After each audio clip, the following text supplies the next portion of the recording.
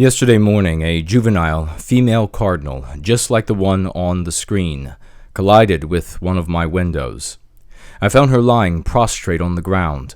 Her parents and male and female siblings were frantically bouncing around her and chirping, I assume trying to rouse her. I went outside to have a closer look, and I could tell that she was injured, but I couldn't tell the extent of her injuries. She could move all of her limbs and vocalize, so I suspected she was concussed. I gently picked her up and moved her under a bush to conceal her from the hawks that occasionally fly by. I checked on her about 30 minutes later as it began to rain, and she was still lying under the bush. Her injuries didn't seem grievous, so I didn't see any need to put her out of her misery. But I couldn't leave her, concussed, exposed to predators in the rain. So I picked her up, brought her inside, and put her into an old cage that I have. I took a towel and I rolled up the edges so that I could place her comfortably between the rolls. She was able to bite and vocalize, so I figured she would be fine by the morning and I could release her. She could safely return to her family. Last night I checked on her and her condition was the same. I hand-watered her with an eyedropper, and I was surprised by how gratefully she took the water once she realized I wasn't going to harm her. This morning, her condition was unchanged, and I began to suspect the worst. When I returned home this evening, I took her from the cage and hand-watered her again. She let me pet her, and she looked directly into my eyes with what I can only imagine was some measure of gratitude and peace. And then she was gone.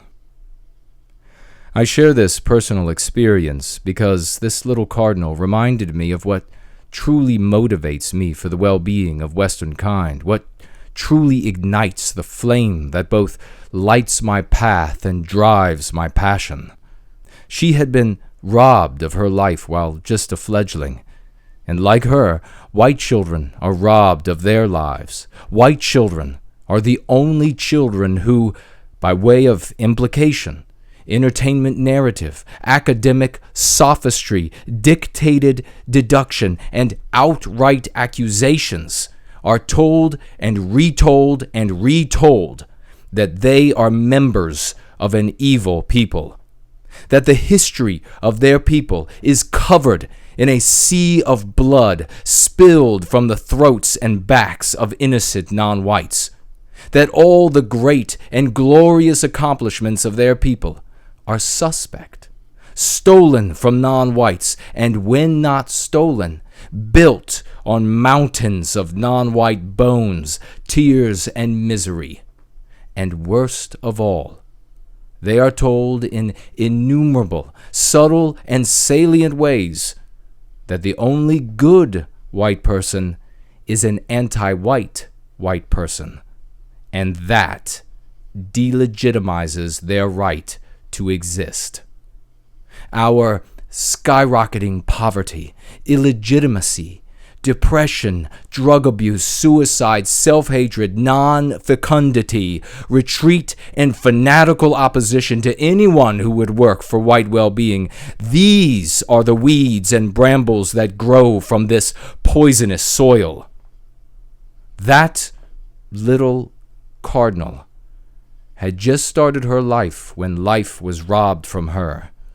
And like her, even if white children grow to adulthood and draw breath for 80 or more years, they too will not live a day of their lives because their spirits, their identities will be murdered in their childhoods. Call me what you will.